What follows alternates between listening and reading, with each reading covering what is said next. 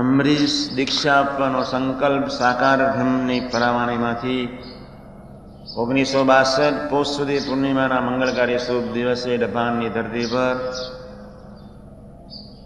બાપાની એ વાણીમાંથી પ્રગટ્યો છે.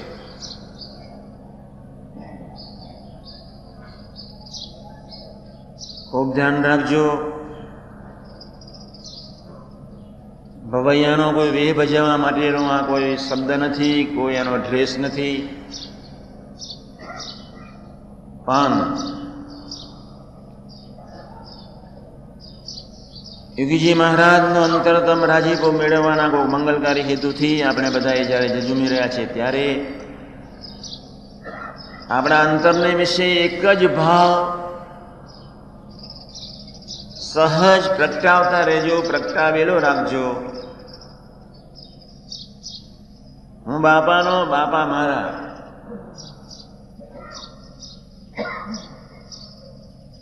અમરીશ દીક્ષા લીધી છે એની પાછળનો એક જ હેતુ, નહીં કે લોક રીઝવવા માટે, નહીં કે મન રીઝવવા માટે, નહીં કે બુદ્ધિ રીઝવવા માટે. નાલાયક અબજો વર્ષથી મન બુદ્ધિના એક હેવા એવા છે જ. ગ્રહસ્થ માત્ર લોક રીઝવવા માટે જ 100% દાખલો કરતા જ હોય છે. સાધકો કે સંતો એના શિષ્યોને જ રાજી કરવા માટે 100% રાજી કરવા પ્રયત્ન કરતા જ હોય છે. અબજો વર્ષના અહંતાના એક નાલાયક સંસ્કારોના ફળ સ્વરૂપે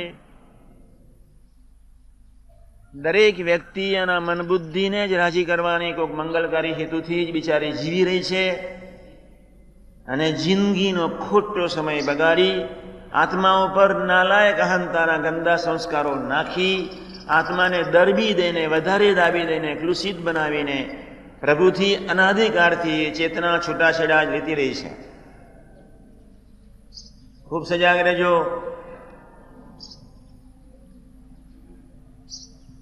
અમરીશ દીક્ષા આપવાનો સંકલ્પ જ્યારે બાપાનો જ હતો ત્યારે અમરીશનું આખું જીવન, જે ભક્તરાજ, જે રાજર્ષિ થઈ ગયા તેમની હું વાત કરું છું. હું પ્રભુનો, પ્રભુ મારા.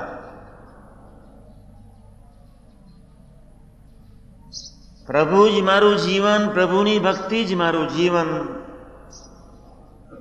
પ્રભુની ક્રિયા હરેક એને પોતે જાતે જ કરી છે. આરતી તો દિવેટ પોતે બનાવે ત્યાં સુધીની, ઠાકોરજીનો થાળ તો નહીં એની મિસીસ પોતે બનાવે ત્યાં સુધીની, પ્રભુ અર્થેની બધી જ ક્રિયા એક રાજર્ષિ પુરુષ હોવા છતાં અમરીશનો હેતુ એ પ્રભુને અર્થે જ, કેવળ પ્રસન્નતાને અર્થે જ, પ્રભુનો થઈને જ તું રાજી થાય એવી એક મંગલકારી ભાવનાથી જીવન જીવવાનો સંકલ્પ જ્યારે તમે સૌ કર્યો છે ત્યારે તમારે ખૂબ સજાગ થઈને, ખૂબ જાનપણે, ખૂબ ખટકો રાખીને જીવવું પડશે. બાકી સમાજ, લોક અને તમારા મન બુદ્ધિ તમને ખાઈ ન જાય તે માટે તમારે ખૂબ ધ્યાન રાખવાનું છે. ફરી સમજાવું છું. ત્યાં અમરીશ શબ્દ એક તદ્દન જુદો પડે છે.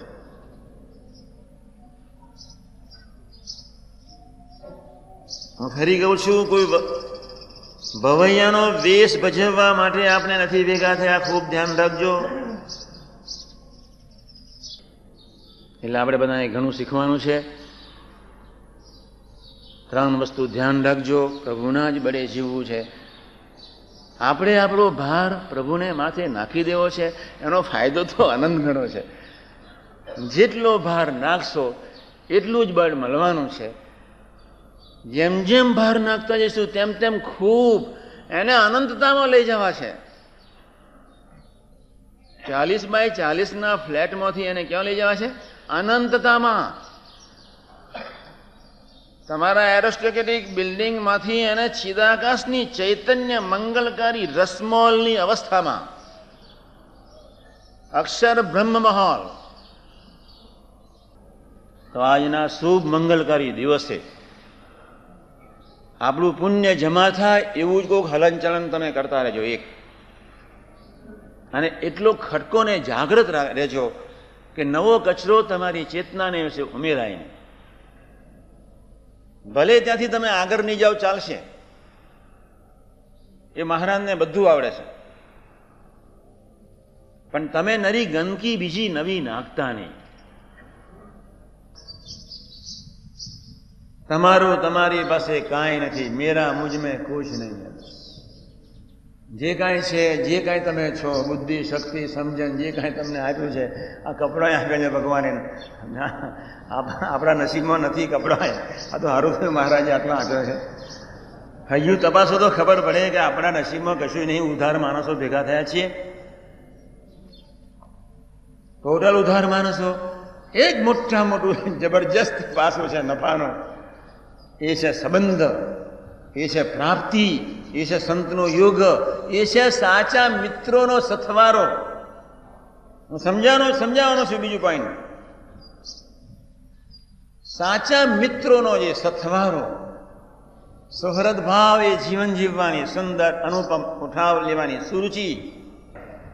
અંબરીશની જેમ કેવળ પ્રભુને, કેવળ તું રાજી થા, તારી ભક્તિ મારું જીવન, તારા સંબંધ દ્વારા મારું જીવન, એવી એક મંગલકારી ભક્તિને પરાભક્તિ પ્રગટાવવા માટે ભગવાન સ્વામિનારાયણને ગુણાતીત પુરુષો એ અંગે ખૂબ ખૂબ બળ આપે.